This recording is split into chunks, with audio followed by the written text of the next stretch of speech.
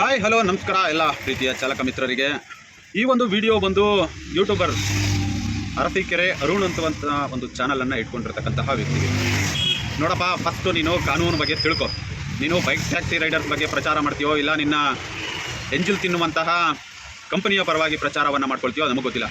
ಆದರೆ ಈ ದೇಶದ ಕಾನೂನು ಏನು, ಈ ರಾಜ್ಯದಲ್ಲಿರ್ತಕ್ಕಂತಹ ಮುಖ್ಯಮಂತ್ರಿಗಳೇ ಆಗ್ಬೋದು, ಈ ರಾಜ್ಯದಲ್ಲಿರ್ತಕ್ಕಂತಹ ಸಚಿವರುಗಳೇ ಆಗ್ಬೋದು, ಇಲ್ಲ ಈ ರಾಜ್ಯದಲ್ಲಿರ್ತಕ್ಕಂತಹ ಸರ್ಕಾರಿ ಅಧಿಕಾರಿಗಳೇ ಆಗ್ಬೋದು, ಇವರು ಎಲ್ಲರೂ ಕೂಡ ಈ ರಾಜ್ಯದಲ್ಲಿ ತೆರಿಗೆ ಕಟ್ಟುವ ತೆರಿಗೆ ಹಣದಲ್ಲಿ ತಿಂದು ಬದುಕುವಂತಹ ಒಂದು ವ್ಯವಸ್ಥೆಯನ್ನು ರೂಪ ಮಾಡಿಕೊಂಡಿರ್ತಕ್ಕಂಥದ್ದು. ಇವತ್ತು ಸರ್ಕಾರಗಳು ಆಡಳಿತವನ್ನು ನಡೆಸ್ತಾ ಇರ್ತಕ್ಕಂಥದ್ದು ರಾಜ್ಯದಲ್ಲಿರ್ತಕ್ಕಂತಹ ಜನಗಳು ತೆರಿಗೆ ಕಟ್ಟೋದ್ರಿಂದಲೇ ವಿನಃ ನಿಮ್ಮಂತಹ ಅನಧಿಕೃತವಾದಂತಹ ಸೇವೆ ಕೊಡುವಂತಹ ನಾಲಾಯಕಗಳಿಂದ ಅಲ್ಲ. ಮೊದಲು ಇದನ್ನು ಅರ್ಥ ಮಾಡ್ಕೋ. ನೀನು ಏನೇ ಪ್ರಚಾರ ಮಾಡು, ಆದರೆ ಆಟೋ ಚಾಲಕರ ವಿಚಾರಕ್ಕೆ ಬಂದರೆ ಮಾತ್ರ ಮುಂದಿನ ದಿನಗಳಲ್ಲಿ ನಿನಗೆ ಸರಿಯಾದ ರೀತಿಯಲ್ಲಿ ಪಾಠವನ್ನು ಕಲಿಸಬೇಕಾಗುತ್ತೆ. ಆಟೋ ಚಾಲಕರುಗಳಿಗೆ ಬುಕ್ಕಿಂಗ್ ಬರುತ್ತೆ, ನೀವು ಅಕ್ಸೆಪ್ಟ್ ಮಾಡಲ್ಲ ಅಂತ ಹೇಳ್ತೀಯಲ್ಲ, ನಿನಗೆ ಏನು ಗೊತ್ತು?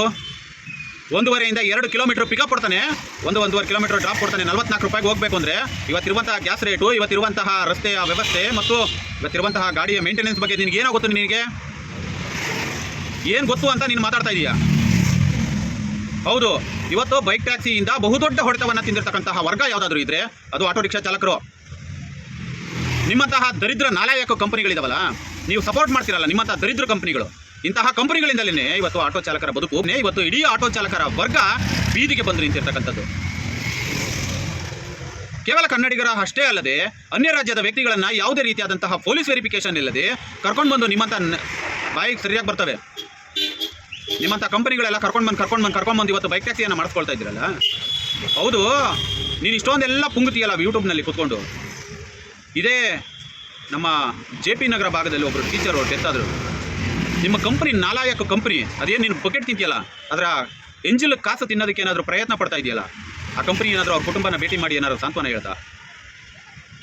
ಇದೇ ಸಾನಿ ಕೃಷ್ಣ ಅವರು ನಿಮ್ಮ ಬೈಕ್ ಟ್ಯಾಕ್ಸಿ ರೈಡರ್ನನ್ನು ಬಳಕೆ ಮಾಡುವ ಸಂದರ್ಭದಲ್ಲಿ ಕೆಳಕ್ಕೆ ಬೀಳಿಸಿ ಬೆನ್ಮೂಳೆ ಮುರಿದು ಹಾಕಿದ್ರಲ್ಲ ನಾಯಿಗಳು ನಿಮ್ಮಂಥರು, ಅವ್ರಿಗೇನಾದರೂ ನಿಮ್ಮ ಕಂಪನಿ ಬಂದು ಸಾಂತ್ವನ ಹೇಳ್ತಾ?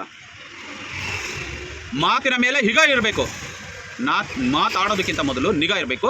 ಈ ದೇಶದ ಕಾನೂನು ಮತ್ತು ಸುವ್ಯವಸ್ಥೆಯ ಬಗ್ಗೆ ಗಮನ ಇಟ್ಟು ಮಾತಾಡಬೇಕು ತಾವು. ಕಾನೂನು ಯಾರಪ್ಪನ ಮನೆ ಆಸ್ತಿಯೂ ಅಲ್ಲ. ನೀನು ಕೇವಲ ಒಂದು ಆ್ಯಪ್ ತಯಾರು ಮಾಡಿದ ತಕ್ಷಣ ನೀನು ಇಲ್ಲದೆಲ್ಲ ಇಲ್ಲಿಗಲ್ ಮಾಡೋದಕ್ಕೆ ನಿನಗೆ ವ್ಯವಸ್ಥೆಯನ್ನು ರೂಪಿಸ್ಕೊಟ್ಟಿದೆ ಅಂತಲ್ಲ.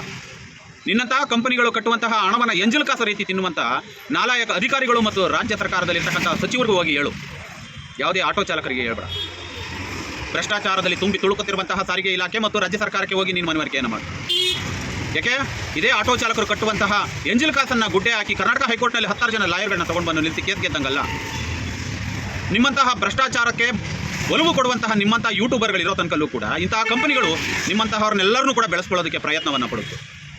ಮೊನ್ನೆಯೂ ಕೂಡ ತಾವು ನೋಡಿರ್ಬೋದು, ಒಬ್ಬ ವ್ಯಕ್ತಿಯನ್ನು ಬಳಸ್ಕೊಂಡಿರೋದಕ್ಕೆ ಕೊನೆಗೆ ಯಾವ ಮಟ್ಟಕ್ಕೆ ಬಂದು ನಿಂತ್ಕೊಂಡ ಅಂತ.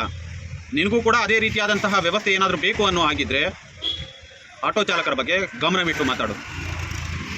ನಿನಗೆ ಬೇಡ ಅನ್ನಾಗಿದ್ದರೆ ನಿಂದು ಏನೈತಿ ನಿಂದು ಅಷ್ಟು ಮಾತ್ರ ಮಾತಾಡಬೇಕು. ನೀನು ಯೂಟ್ಯೂಬರ್ ಆಗಿ ನೀನು ಬೈಕ್ ಟ್ಯಾಕ್ಸಿಗೆ ಸಪೋರ್ಟ್ ಮಾಡ್ತೀಯೋ ಏನಾರು ಮಾಡಿಕೊಂಡು ಬೀದಿಲಿ ಬಿದ್ದು ಹೊರಳಾಡಿ ಪ್ರತಿಭಟನೆ ಮಾಡಿಕೊಂಡು ನೀವು ಕಾನೂನನ್ನು ರೂಪಿಸ್ಕೋ. ಅದನ್ನು ಹೊರತುಪಡಿಸಿ ಆಟೋ ಚಾಲಕರುಗಳ ಬಗ್ಗೆ ಇನ್ನೊಂದು ಸಲ ನೀನೇನಾದರೂ ಮಾತಾಡಿದರೆ ನಮ್ಮ ಬಾಯಲ್ಲಿ ಬರತಕ್ಕಂತಹ ಪದಗಳೇ ಬೇರೆ ರೀತಿಯಲ್ಲಿ ಇರುತ್ತೆ. ಇದಕ್ಕೆ ಸ್ಪಷ್ಟವಾದ ಉತ್ತರವನ್ನು ಕೂಡ ಕೊಡೋದಕ್ಕೆ ನಾವು ಸಿದ್ಧವಾಗಿರ್ತೀವಿ.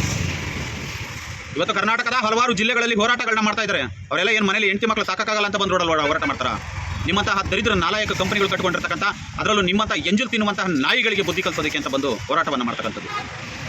ಬುಕ್ಕಿಂಗ್ ಬರುತ್ತೆ, ಬುಕ್ಕಿಂಗ್ ತೊಗೊಳ್ಳೋದಿಲ್ವಂತೆ. ಬಾರೋ ನೀನು ಒಂದು ವಾರ ಆಟೋ ಓಡಿಸು, ತಗೊಳ್ಳೋ ನೀನು ಒಂದು ಆಟೋನ. You can take the auto and pay the tax payer. ಈ ರಾಜ್ಯ ನಡೆಯೋದು ಟ್ಯಾಕ್ಸಿಂದ, ನಿಮ್ಮಂಥ ಇಲಿಗಲ್ ಕಂಪನಿಗಳಿಂದ ಅಲ್ಲ. ರಾಜ್ಯ ಸರ್ಕಾರದಲ್ಲಿ ಅಧಿಕಾರಿಗಳು ಕೂತ್ಕೊಂಡಿದ್ದಾರಲ್ಲ, ಅವರೆಲ್ಲರೂ ಕೂಡ ಸರ್ಕಾರದ ಅನ್ನ ತಿಂತಾ ಇದ್ದೀನಿ ಅಂತ ಹೇಳಿ ಏನಾದರೂ ಕೆಲಸವನ್ನು ಮಾಡಿದಿದ್ರೆ ಇಷ್ಟೊತ್ತಿಗೆ ನಿಮ್ಮಂಥ ಕಂಪನಿಗಳೆಲ್ಲವೂ ಕೂಡ ಗಂಟು ಮುಟ್ಟೆ ಕಟ್ಟಿರೋದು. ಆದರೆ ಸಾರಿಗೆ ಇಲಾಖೆಯಲ್ಲಿ ಕೂತಿರ್ತಕ್ಕಂಥ ಅಧಿಕಾರಿಗಳು ತಿನ್ನೋದೆಲ್ಲವೂ ಕೂಡ ಕಕ್ಕ ಅಲ್ವಾ? ಎಂಜಿಲ್ ಕಾಸಿಗೆ ಆಸೆ ಪಟ್ಟು ಕೂತಿರೋರಲ್ವಾ? ಎಂಜಿಲ್ ಕಾಸಿಗೆ ಆಸೆ ಪಟ್ಟು ಕೂತಿರೋರಿಗೆ ಎಂಜಿಲನ್ನು ಕೊಟ್ಟು ನಿಮ್ಮಂತಹ ದರಿದ್ರ ಕಂಪನಿಗಳು ನಡೆಸ್ತಾ ಇರ್ತಾ ಇಲ್ವಾ? ತಿಳಿದು ಮಾತಾಡಬೇಕು. ಇನ್ನೊಂದ್ಸಲ ಇದೇ ಥರ ತಾವೇನಾದರೂ ಆಟೋ ರಿಕ್ಷಾ ಚಾಲಕರ ಪರವಾಗಿ ಏನಾದರೂ ಹೇಳಿಕೆಗಳನ್ನ ಕೊಟ್ಟರೆ ಮುಂದೆ ಬರೋ ರೀತಿಯೇ ಬೇರೆ ಇರುತ್ತೆ, ಪದಗಳೇ ಬೇರೆ ರೀತಿಯಲ್ಲಿರುತ್ತೆ. ಮಿಸ್ಟರ್ ಯೂಟ್ಯೂಬರ್ ಅರಸೀಕೆರೆ ಅರುಣ್, ಇದೇ ನಿನಗೆ ಫೈನಲ್ ಎಚ್ಚರಿಕೆ.